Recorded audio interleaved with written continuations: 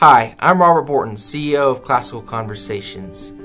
Our most precious commodity is time. No one has ever lied on their deathbed wishing they had spent more time making money.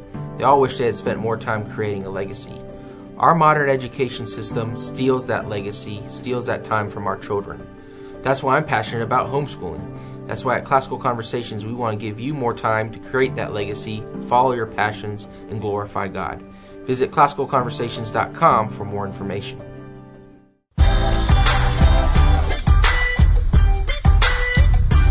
Hey y'all, welcome to Cross Politics on the Midweek Fix, and it is No Quarter November. Yes, it is. I should be playing pirate music. That's why, Pastor. Yeah, hey, mighty. No Quarter November. Yeah, man. What is pirate music? I don't know. I know what pirated music is. I was thinking of something like, Pirates of the Caribbean.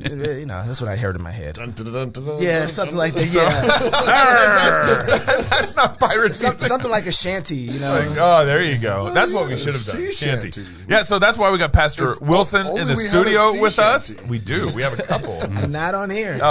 Pastor Toby, Chalk Knox, I'm the water boy. And if you guys didn't get to catch Chalk Knox on Jason Whitlock That was yesterday, fun. man. That was fun. Way to go. Great. That was Knox great. is going to be it looks like a regular contributor to Fearless. Yeah. Jason Whitlock That's show fun. once, twice a week sometimes, depending on the week and everything. So Yeah. that's kind of some exciting I development just there. want to know if we're allowed to call you Dave, No. I know. like I know.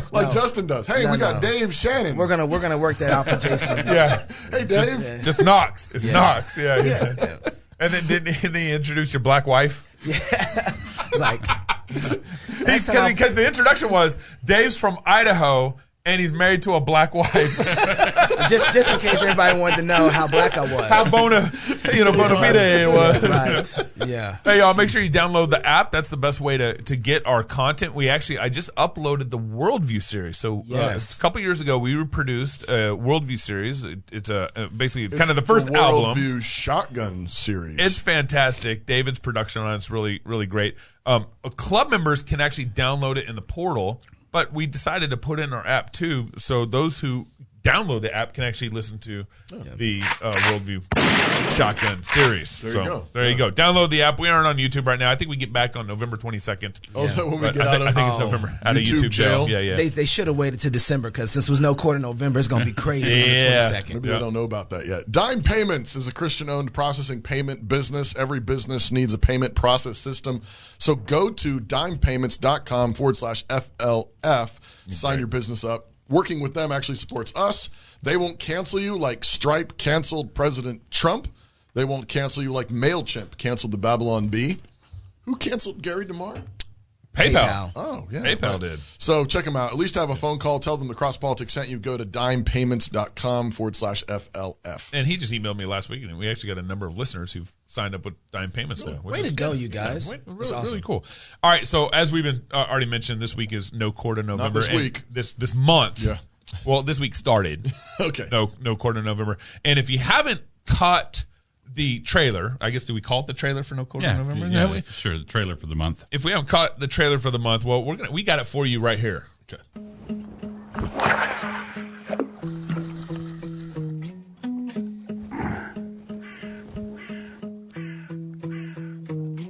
Welcome to No Quarter November. My name is Douglas Wilson. I'm glad you decided to join us.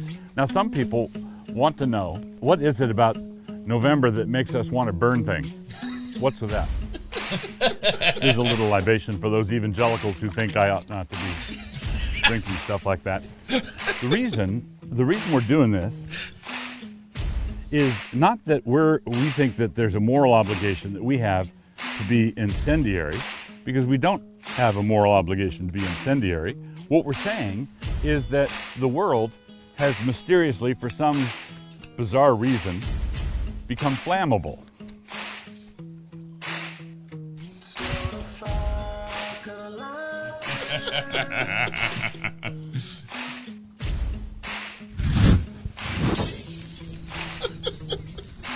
So, the world is flammable. Everything catches fire these days. All you have to do is say something like white babies or something like men shouldn't have sex with unstable women. Things that would have gone past without comment in a saner time. But we don't live in a sane time. We're not incendiary people here at Cannon Press.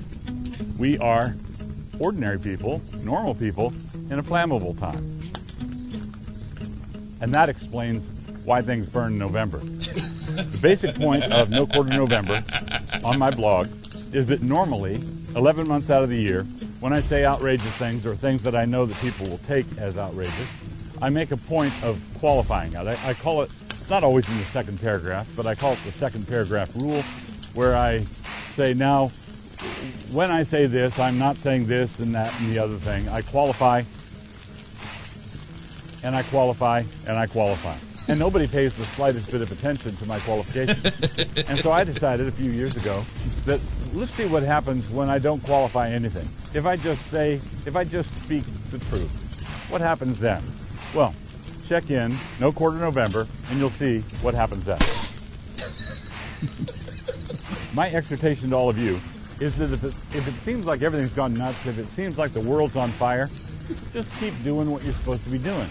Just stay with whatever your plans were. Keep doing what you ought to be doing. Stay at your post. Ignore the world.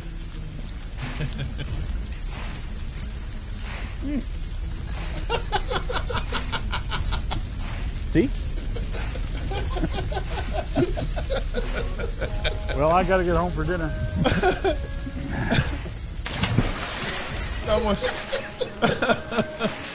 Oh, flipping month. That's good. So someone on social media, I think in our Fight Laugh Feast group, posted in the comment section and said, "Where was Nancy when that boat was burning?" Well, she was safe at home. So I just about lost it when you poured out. What was that? Switch malt liquor. What was it? Oh, it was water. Okay. That's not helping. I don't like Hollywood magic. Pour out some perfectly good drink.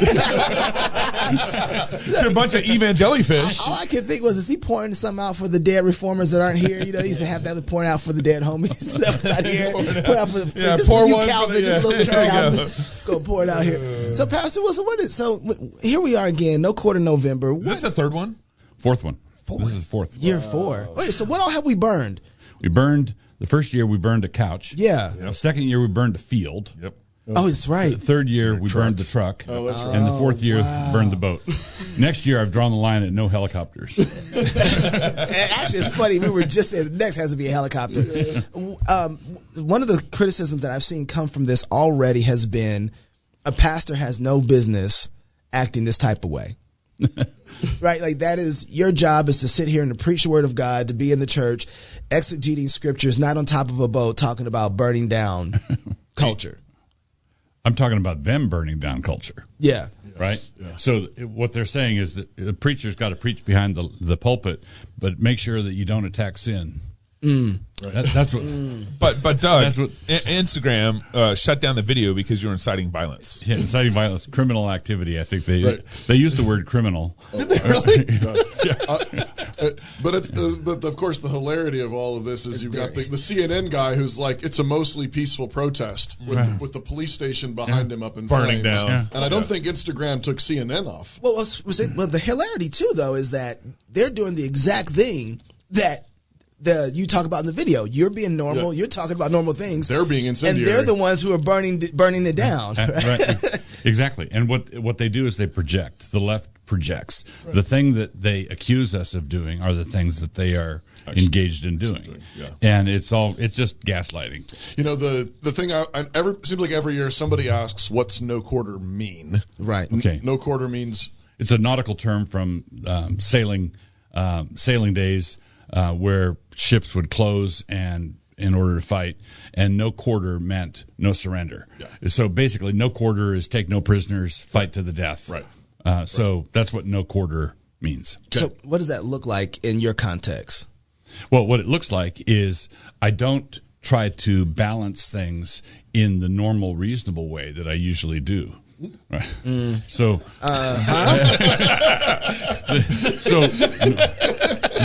normally, let's say that I'm going to do a post attacking feminism.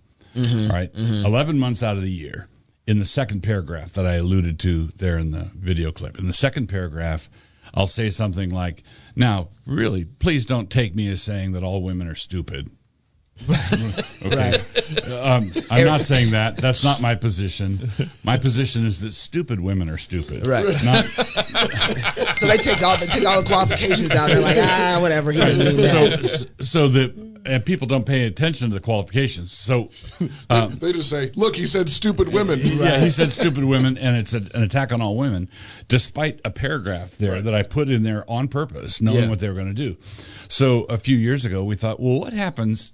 They try to pretend to ignore it, but what would happen if we just took those paragraphs out? Yeah. And we just said it.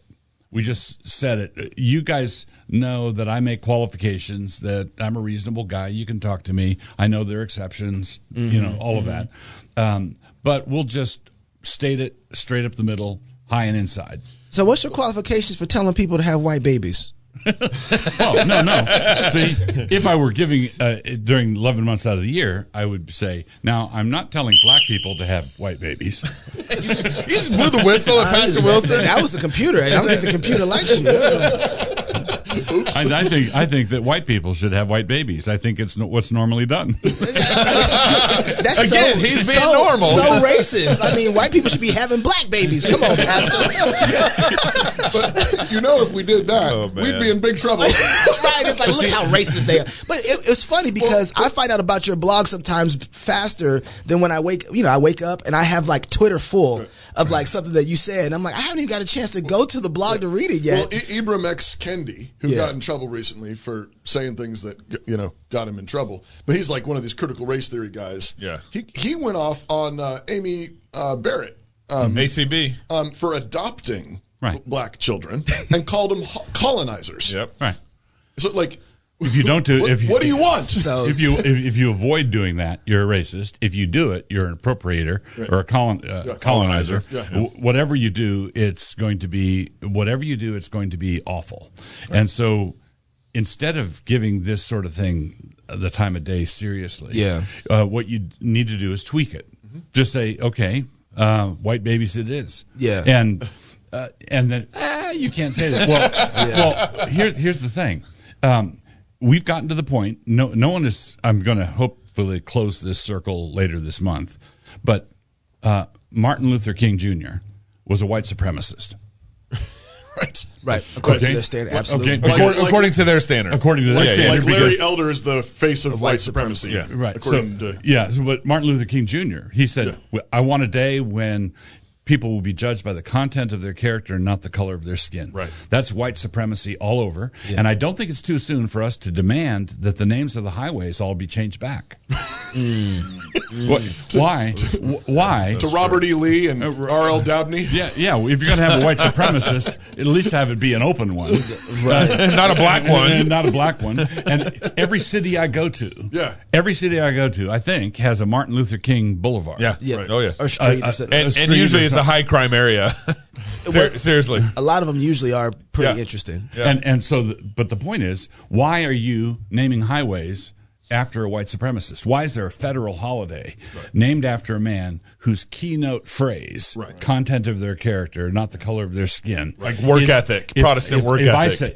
If I say it, well, that's white supremacy. Right. If he says, "I want my children to be judged," what? Yeah, right. Yeah. What? Yeah. By their accomplishments. So he was a representative of an older era, right? And actually a Christian one. He was drawing on all sorts of Christian tropes, which is why he had the traction he did. Right. But now it's Lucy and the football. Everything's been switched all around, and you're not allowed to point it out. If you point it out, especially if you point it out unapologetically, without that second paragraph, people go nuts. You're banned from Instagram. White supremacy is really. Go ahead. No, I was just going to say you're banned. You're banned. White supremacy is a tag or a line that seems to be really jamming up a lot of people. Right. So there's two things that I see my white brothers doing. They're like, okay, I guess I'm a white supremacist then, right? And it's like, no, don't make the T-shirt and start wearing it, please, right?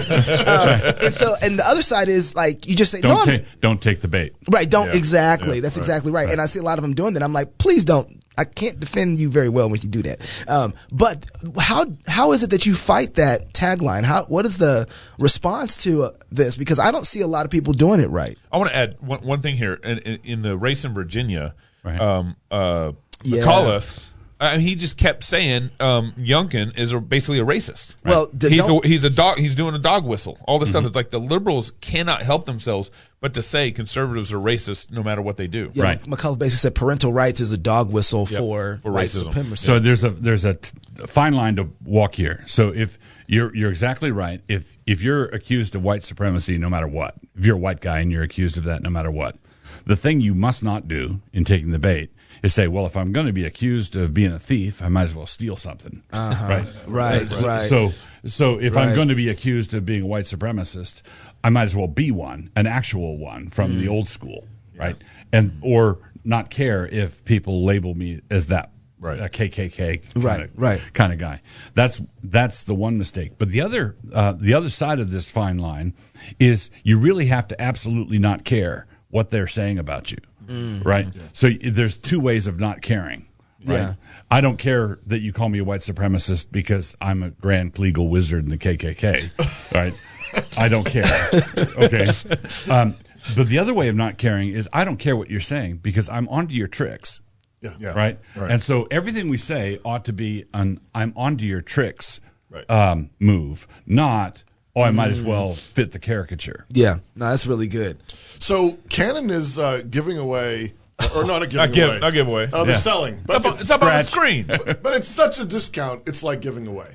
This is the Dominion bundle, and it's So good. It's Good to Be a Man. It's a brand new book coming out. I've been waiting for that. Michael Foster and I don't even know how to say his name. Dominic Bond-Tennant. I'm gonna go with it. You got it. In the House of Tom Bombadil with C.R. Wiley. Oh man, I'm This excited. is book 3 of his series, isn't it? And Gashmu saith it. Yeah. Gashmu saith it. How to build Christian communities that save the world. Who's Gashmu? So That's not English. Gashmu saith it. Gashmu is a bit character in the book of Nehemiah. And when the people are coming to report to Nehemiah all the bad things that are being said about him, one of their lines is, and Gashmu saith it. So, speaking of not taking the bait, don't believe them when they tell you the Gashmu saith it. This book is dedicated to the memory of Gashmu. Dang. Who I have no doubt has never had a book dedicated to him. You win. You know what? You win. You know you've written too many books. Win. You know, we should turn that phrase into a T-shirt. Gashmu saith it. Yeah, we gotta That's do funny. it. So how do you build Christian communities that save the world? Plant churches, worship God. If you're single, get married. If you're married, excuse me. Go baptize your kids if you have children. Got it. Yeah. Got it. So this is kind of a little handbook of sorts for, we live in crazy times. We live in crazy times. What should we do? Kind of like your exhortation on the burning boat. Right. Is so, they're being crazy. They're lighting everything on fire. Stay at your post. Stay at your post. Find some other people who are staying at their post and worship God together with them. Start building community together, little pockets of sanity, like the House of Tom Bombadil is. All right, that's a little pocket of sanity. Rivendell is another pocket of sanity. Interesting. The last homely house. Yes. So you have places where you come and you say, "Oh, I'm not crazy. Yeah. The world's crazy." So when I was reading through this book yesterday, two things that struck me. One was I've actually been under your preaching now for almost 20 years. So I came here in 2002, and it's 2021, and you're saying a lot of the same things that you've been teaching for 20 years in this book, but you do a great job at saying it in new and fresh ways. And so that was just good work. That's because I'm getting old and I forgot the old way I say it. But the other thing that struck me about the book was, as I was reading through it, the book is talking about how to build Christian communities. Well, you start talking about like church membership, loyalty, things that Like-mindedness. like-mindedness. Now that's kind of consistent with building a community, but things that you wouldn't really necessarily think that, oh, this is actually part of building a Christian community. Why is church membership part of building a civil society? Because civil society is covenantally based, and you can't have a covenantal ground. You can't have an omelet without eggs. You can't have covenantal society without covenants, right? And this goes back to Edmund Burke's Little Platoons. So modern society is atomistic, ATOM, atomistic. Right. Biblical societies are molecular. So where we form complex molecules, and the complex molecules are families and clans and denominations and churches and communities and regiments, where we have all these personal relationships. That's a molecular society. The modern state wants to create an atomistic society of sheer individualism, which is why anarchistic libertarianism or secular libertarianism is playing right into their hands. Every individual is a solitary greased BB, and you dump them all in a sack, and it's just malleable. Tyrants are fine working with that. Yeah, tyrants love raw individualism because the state, the collective, will always roll over. Ayn Rand notwithstanding, they'll always roll over an individual. They can't roll over communities, right? In the same way, it's much harder for them to digest. Yeah, takes a lot more force to roll over a community. People miss the fact that covenantalism is inescapable. The question is where's the glue going to be? Right. And the way God designed the world to work is that He meant there to be counterbalancing and checks and balances in culture, with families and churches in particular checking the state. Right. But the reason we got here was because churches and families abdicated. Right. They said, we don't need to be that closely knit. We don't need to be loyal. You can do what you want, laissez-faire, whatever. And the state was only too glad to say, well, then we'll be the glue. Right. We will hold everything together. But you can't abdicate that kind of covenantal loyalty in the church and in the family and then expect for it to just disappear. Yeah. So in a Christian worldview, divided loyalties is not a bug. It's a feature. Right. Right. So what we want is I'm an American, I'm a Christian, I'm a Wilson, I'm a son, I'm a father, or maybe like I'm a brother. Overlapping loyalties. Oh, yeah. It's not divided in the sense that they're at odds. No, they're not at war. But they're piled on top of each But other. I have to decide. So a husband, let's say the nation is attacked and they're mustering the army for war. If he's not torn, right? If he's not saying, I want to go fight for my country and I want to stay home and protect my wife and provide for her. If he doesn't have that, then you've lost the central glue that holds the society together in the first place. Right. So, but the church has been talking about building communities for decades. I mean, small groups are emphasized even in the big mega churches. Why are we not building community? Can I in the church? I want to round that off a little bit.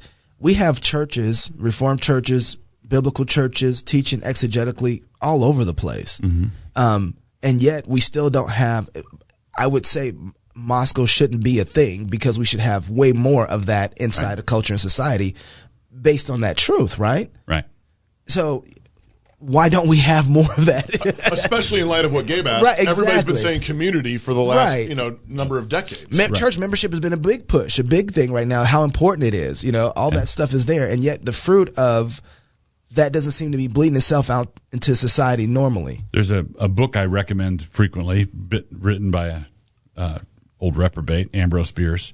It's the Devil's Dictionary. Yes. All right. Yeah.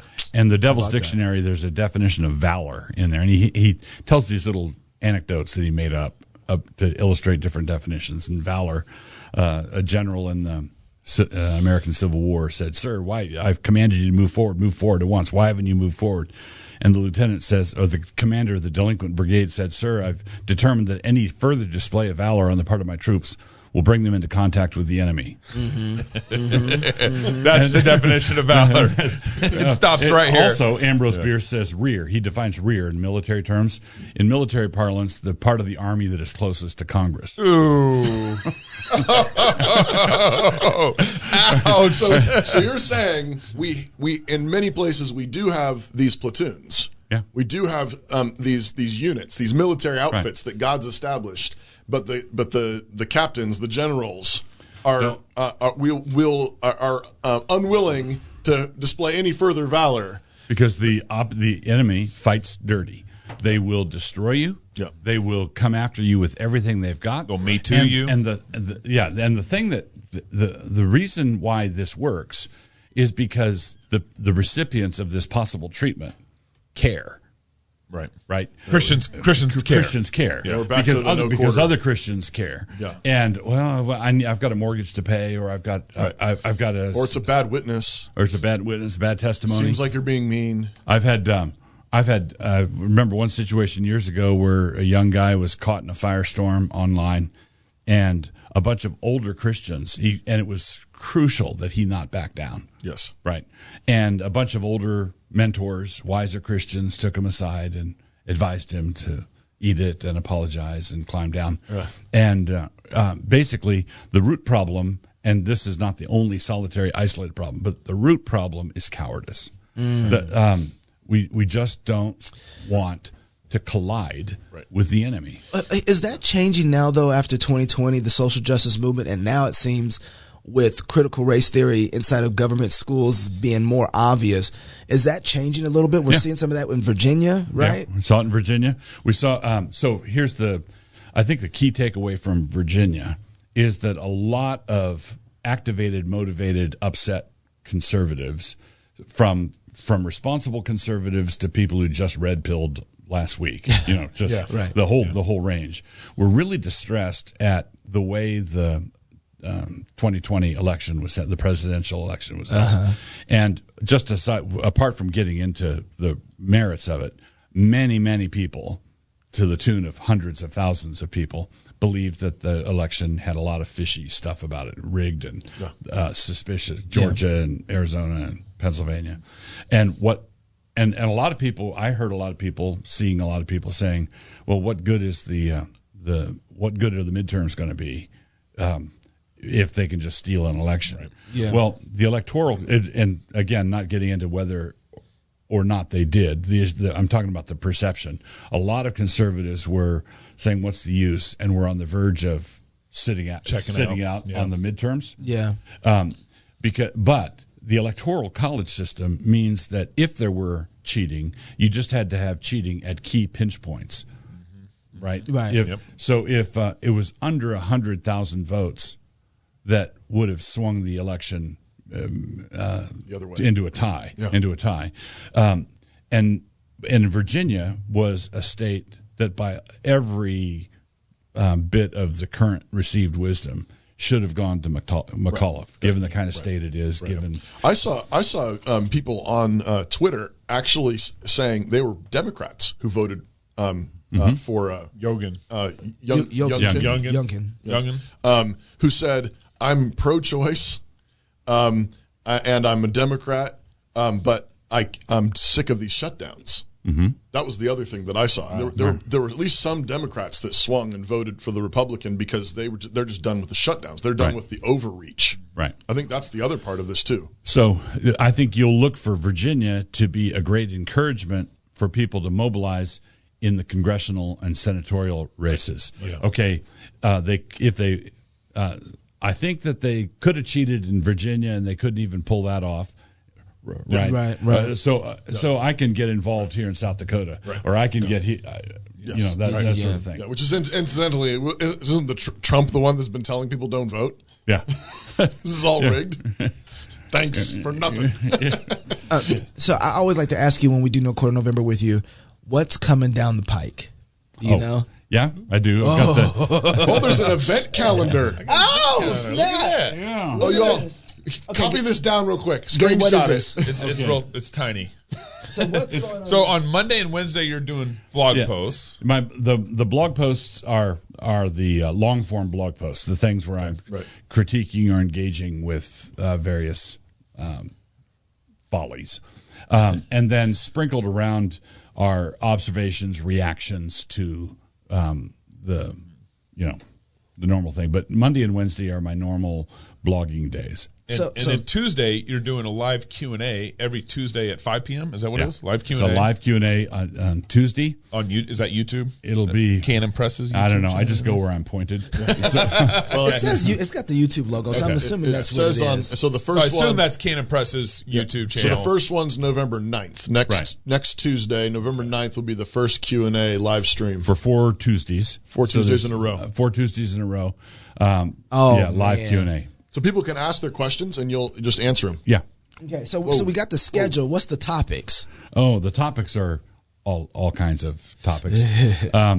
Why discernment blogs are proof that women shouldn't be pastors. There we go. Okay. All right, got that one. Write that down. Pastors. You'll probably notice when that one runs. All right, what else we got there? Oh, man. Are you going to save it for us? I'll save it. Okay, I'll so- save it. Today's is the Great Justice Juke.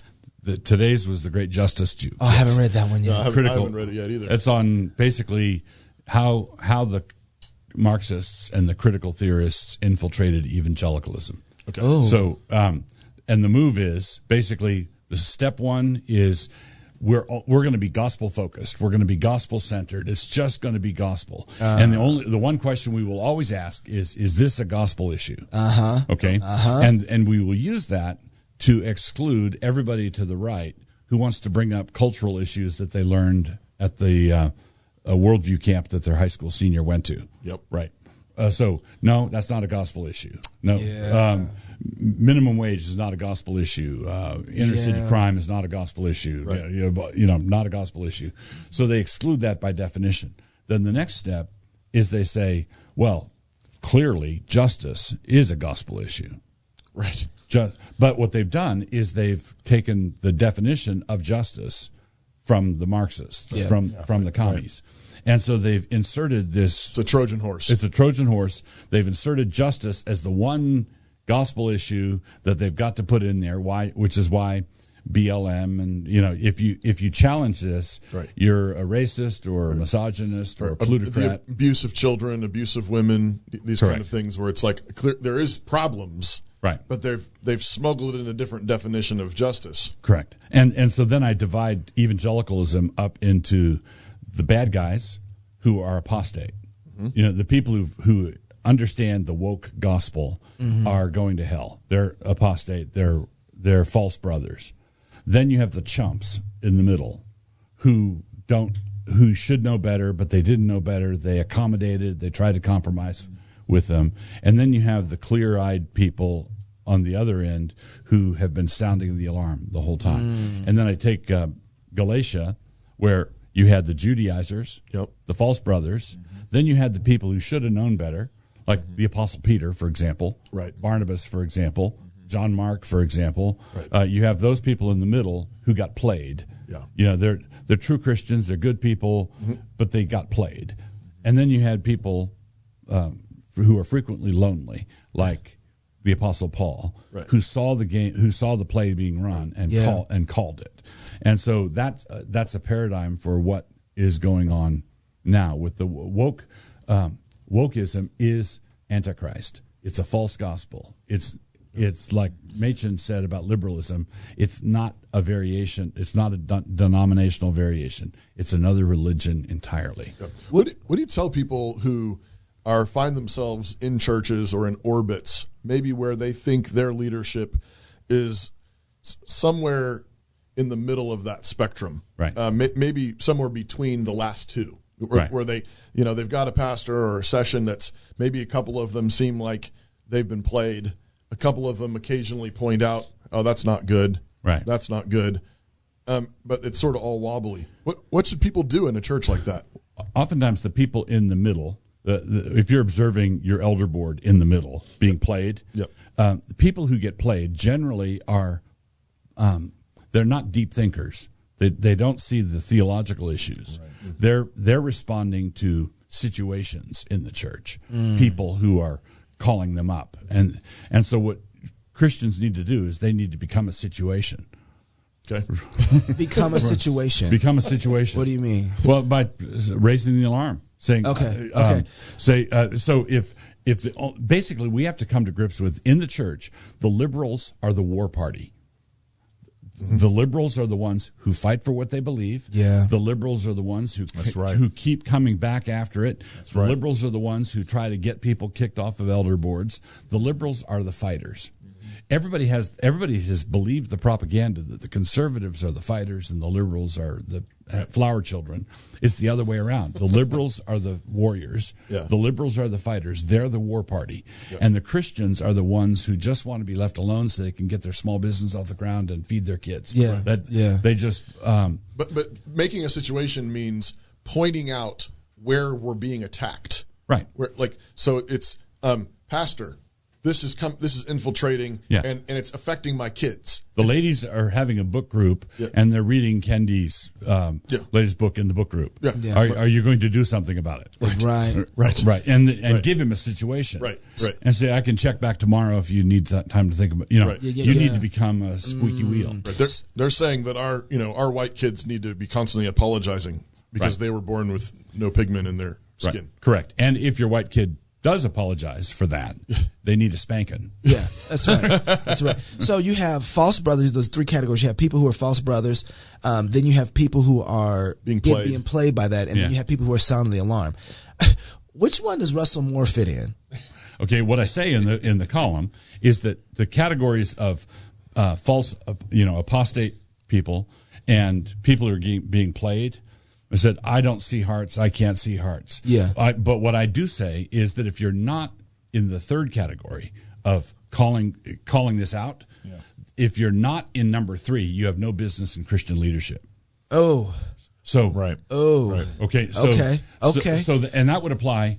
For example, that would apply to Russell Moore and Al Mohler. Yeah. Right. So Al Mohler is basically, given how valiant Al Mohler was in round 1 of this in the Southern Baptist Convention, I suspect he's in the middle group. Right. But I'm not going to assign people, are you apostate? If you're going to discipline someone out of the church, you can't just say, I differ with him politically, so therefore he's unregenerate. Excommunicate. But I can say, if you're a Christian leader, then you have to be withstanding this business.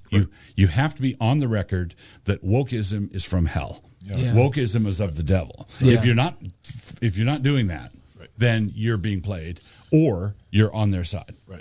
You have, and I mean, especially with somebody like Al Mohler. I mean, like he's not unintelligent. No, he's a very, very intelligent man, and that's where it kind of like ratchets us up even higher. It's like, no, you did fight very valiantly. Right. I've read your books. I've heard you talk. You are a very sharp man. Right. You know the scriptures. You know how to read culture. Right. Yeah. I mean, I tell people all the time when we're talking about what cross politic is, this intersection between what the Bible teaches and culture is. Like, I think the only other show that I was aware of before ours, maybe there are others, was Mueller's. Right. The briefing show was him doing that, and so it sort of heightens the stakes of all that. Like, brother, surely you see what's going on. Right. And I say that basically every Christian leader needs to be on the record on this. Right. You can't sit this you can't sit this one out. Right.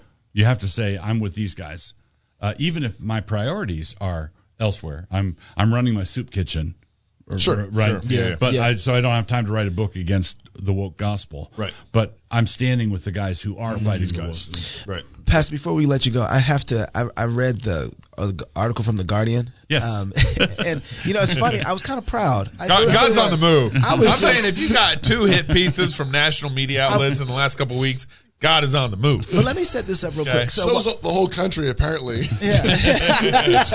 Aslan's on the move. As I was reading the article, I was with Neil, and we were going to go vote here in Idaho. Right. We had everybody's had their elections yesterday. We had ours, our local elections, and I'm reading the article as I'm going into a place to vote where I don't know if anybody from our church. I mean, one person that was trying to run for city council.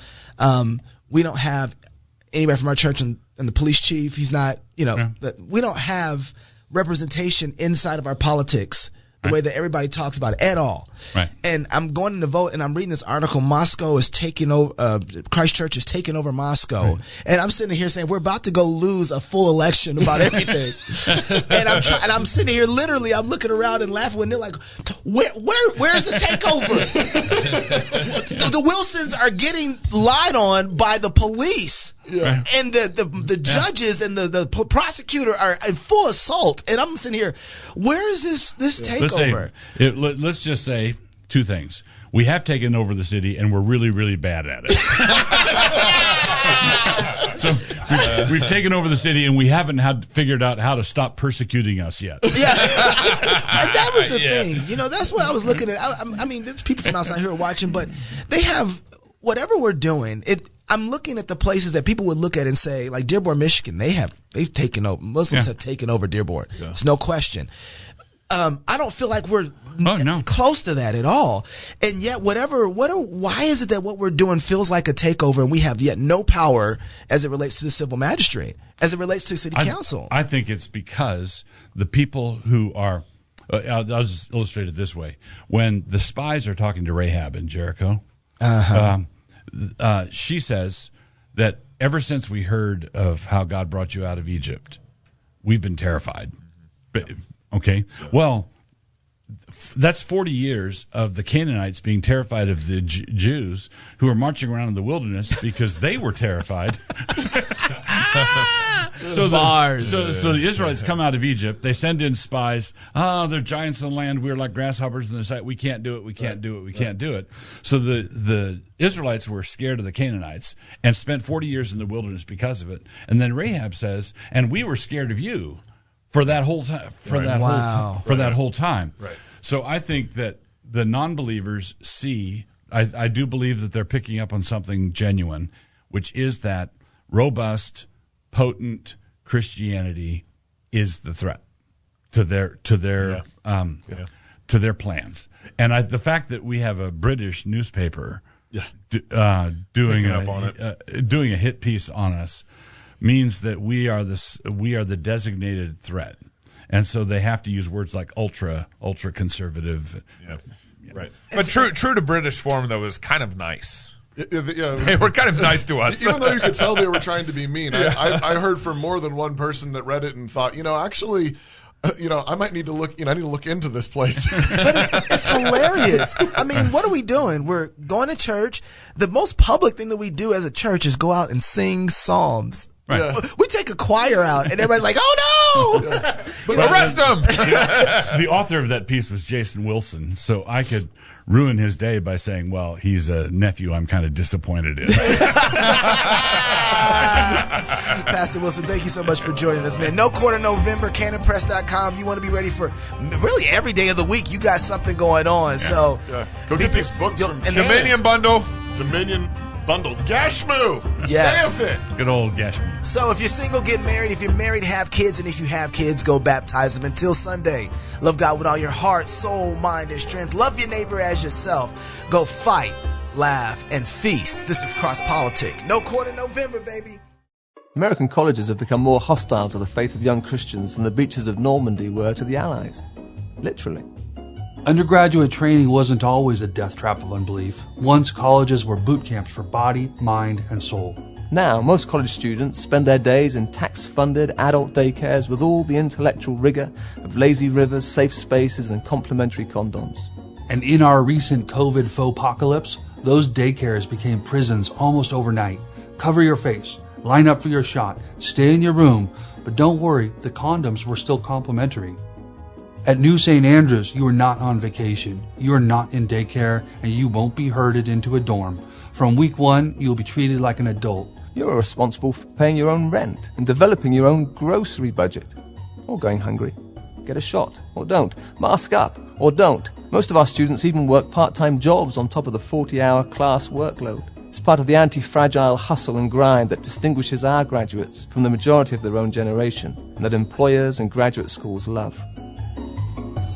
Most college graduates in the U.S. are stuck paying off loans for years. New St. Andrews sets you up to graduate debt-free and dangerous, ready to pursue grad school, a family, or business opportunities in the real world without any reliance on pork subsidies from Mother America and with no weepy need for safe spaces.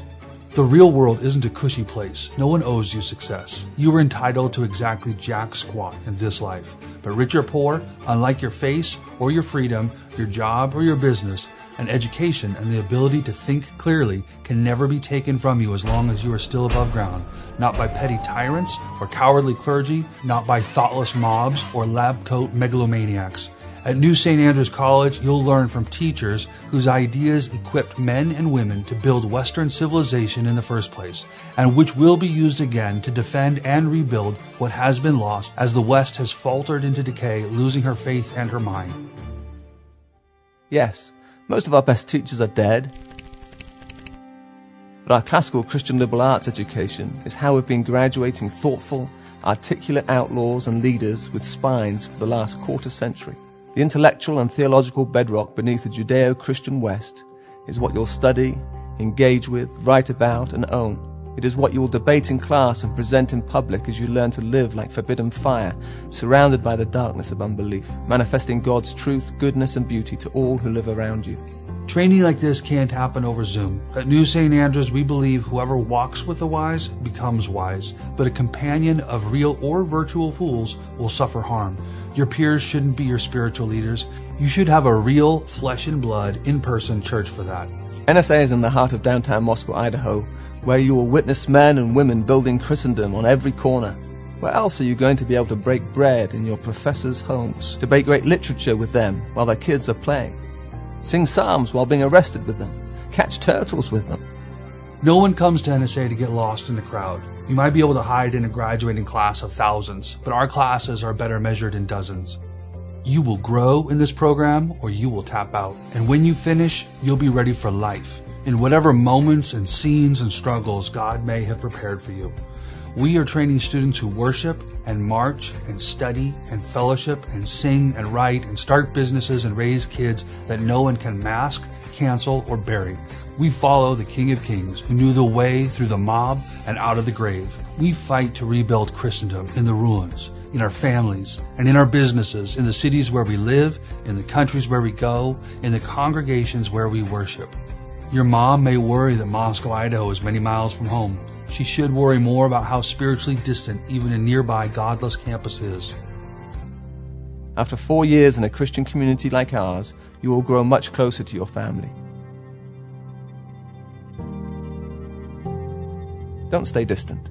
Click the link today to schedule a visit to New St. Andrews College.